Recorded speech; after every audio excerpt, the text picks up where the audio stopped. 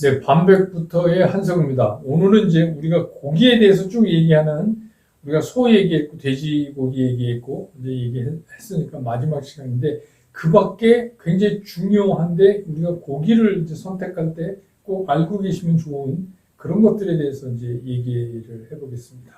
다나와 이상목 씨입니다. 예. 네. 자, 우리가 이제 그동안에 많이 얘기했는데, 요새는 이제 그 에이징 얘기가 예, 나와가지고, 뭐 예전에는 이제 뭐 에이징 뭐 이거 관심도 없다가 요새 이제 갑자기 이제 에이징 그래서 뭐 예를 들어서 이제 드라이 에이징 네. 근데 뭐 확실히 드라이 에이징은 제가 경험해 보니까 맛은 있는 것 같아요. 네. 근데 이제 변하는 게 너무 많아갖고 네. 그다음에 요새 돼지고기를 또 워터 에이징해서 물 속에서 네. 이렇게 하는 것도 있고 네. 그러더라고요. 그러니까 에이징이라고 하는 거는 사실 그 숙성과 부패는 이렇게 한 끗 차이예요.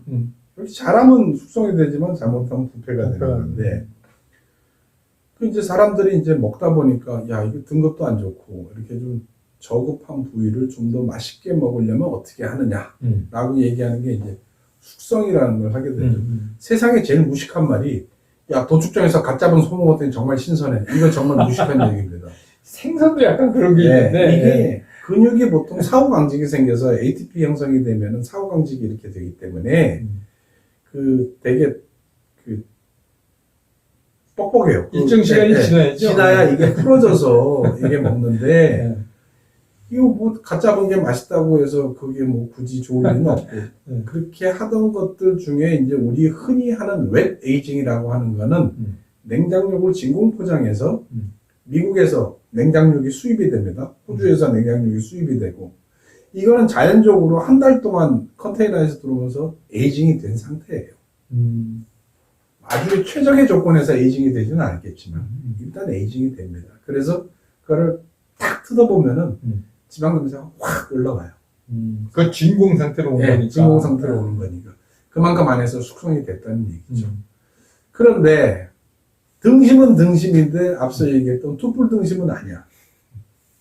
근데 이거는 뭐 젖소 등심인데 저 질길 것 같은데 이러다 보니까 이제 저거를 이제 어떻게 하면 맛있게 먹을까라고 해서 드라이 에이징 말 그대로 말리면서 숙성을 하는 거예요. 그런데 이것도 이제 그냥 놔두면 되느냐 그게 아니고 일정 온도 습도 이거를 유지를 시켜줘야 되는데 이제 그게 각각의 업체만의 노하우고 비밀이죠. 뉴욕의 브로클리 밑에 가면은 피터 루가라는 그 되게 유명한 스테이크 하우스 있는데 거기 가면은 다 드라이 에이징 한 고기고요. 우리나라에 그 이제 거기서 수석 주방장 하시던 볼프강이라는 그 독일식 발음하면 볼프강이고 영어식 발음하면 올프강인데 이 양반이 올프강 스테이크 하우스라고 이제 개업을 했는데 그거 우리나라의 청담동에도 있어요. 한 4명에 가서 먹으면 한 70만 원 나올래나? 상당히 비쌉니다. 거기 가서 이제 드라이 에이징이라는 이런 거를 하게 되죠. 그 대단히 노하우가 있는데 그러다 보면 이제 아까 말씀하신 워터 에이징은 뭐냐? 결국 이제 교차 감염이 없기 위해서 진공 포장한 거를 5도C 정도 유지되는 물에다가 담궈버립니다. 그럼 일단은 뭐 온도가 일정해지니까 딱 항상 그 상태에서 보기도 괜찮아요. 물 안에 이렇게 딱 들어가서 라이트 딱 때려주면은 멋있게 보이죠. 그렇게 하는데 이제 에이징의 가장 기본적인 거는 단백질 변성이에요. 단백질이 이렇게 변성이 되면서 풍미의 맛을 내는 거 치즈 숙성하는 거하고 유사하다고 보시면 됩니다. 육단백이 살짝 이렇게 드라이 에이징이 되면서 이렇게 살짝 변하면서 이제 좀 고기 그 자체 풍미가 되살아나면서 이제 연도도 형성이 되고 그런데 이제 여기서 조금 우리가 주의해야 될 게 예를 들어서 투뿔을 드라이 에이징 한다. 그럼 나는 그건 미친 짓이다 그러죠. 아니 그럼 그냥 먹지 그걸 왜 에이징을 왜 하니 그거를 그냥 먹어도 맛있는데 그렇지 않은 부위를 가지고 이제 더 풍미를 얻기 위해서 그런데 드라이 에이징을 했는데 투뿔 가격을 받겠다. 이것도 아이러니한 거죠. 아니 같은 가격이면 내가 이걸 먹지 굳이 이걸 먹을 이유가 있냐. 그래서 그 부분은 조금 더 이제 소비자나 생산자나 유통하시는 분들이 조금 합리적인 선택은 하셔야 될 것 같아요. 쌍방 간에. 이게 이제 적정한 가격이 돼야 소비도 많이 되고 하는데 드라이에이징이라고 해서 너무 비싸거나 하면은 오히려 소비를 좀 저촉하게 되죠. 아까 이제 그 우리가 돼지 얘기할 때 네. 먼저 시간에 그 우리 그거 요새 뭐라 그러죠? 그 돼지뼈 감자탕 뭐라 그러죠? 요새 많이 체인점도 많이 있고 등갈비를 넣어서 예. 뭐 감자 이렇게 해서 그거를 감자탕이라고 그러죠. 아, 감자탕이요? 감자탕은 원칙적으로 하면은 돼지 등뼈를 기준으로 합니다. 아, 등뼈. 예. 그러니까 왜 옛날에 남대문 가서 술국이라고 드셔보시죠. 예. 거기는 사실 감자 그 뼈가 들어있기보다는 척추뼈죠? 그렇죠. 척추뼈죠. 어. 백본이죠. 옛날에 술국이라고 하면 그 뼈가 들어간 게보다는 주로 감자가 많이 들어가고 그래서 감자탕. 네, 뼈 한 두 쪼가리 요만한 거 이렇게 들어가는데 이게 이제 시대가 이렇게 바뀌면서 80년대 후반서부터 그 돼지 뼈가 이렇게 들어가면서 감자탕 이제 우거지 넣고 하는 감자탕이 많이 생기죠. 지금은 대부분이 그 프랜차이즈 업체에서 쓰는 거는 수입산 뼈입니다. 뭐 스페인, 덴마크, 독일 이런 데서 왜 들어오는 뼈들이죠. 국산은 왜 안 써요? 수요가 일단은 많이 없고요. 일단은 공급이 좀 딸리고. 예. 그리고 비싸게. 살밥이 없어요.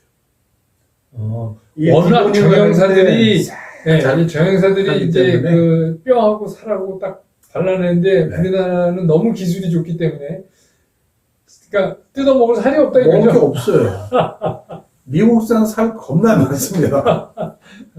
막 먹고 이제 뜯어 먹고 그렇게 하는데 그것도 이제 백본보다는 이제 넥본 그 목뼈하고 그 앞에 쪽 그 뼈 가지고 하기 때문에 그걸 가지고 목뼈 가지고 요즘은 감자탕을 많이 하고 있고요. 네. 그리고 등갈비라고 하는 거는 정확하게 얘기하면 이제 백립이라고 얘기해서 그 돼지 갈비죠.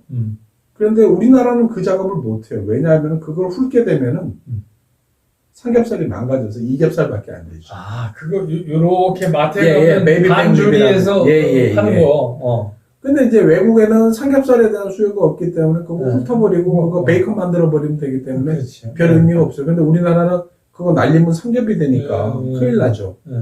그래서 이제 약간 그 머리를 쓴 게 등심 쪽에 살을 붙여서 그 백미과 유사한 형태를 만든 거예요. 네, 그게 등갈비. 예. 그래서 등갈비예요. 아. 그래서 그거 김치찌개 넣어서 먹으면 네, 맛있어요. 맞습니다. 저 이제 그 차이점이 뭔가 예. 그 립 하는 거 마트에서 반 건조된 거 왜 외국의 마트가 베이비 많잖아요. 백립. 예, 예. 이 많잖아요. 근데 그거랑 좀 다르더라고요. 그러니까 다르죠. 그게 그렇게 된 사연이었군요. 그 제가 백립을 처음 먹어본 게 89년인가 미국 가서 그 토니 로마스라는 그 바베큐 업체인데 우리나라로 얘기하면은 뭐 무슨 식당 뭐 이런 것처럼 그 아주 유명한 식당은 아니었고요. 너무 맛있는 거예요. 내가 정말 먹어보지 못한 돼지고기 맛있는 거예요. 근데 보니까 15불인가 그래요. 한 디시에. 이야, 이 정도면, 야, 이거 돈 되겠네? 그래서 이제 잊고 있었는데, 90년 초반에 또 제 친구가 토니 로마스 브랜드를 갖고 와서 이거 한번 해볼래?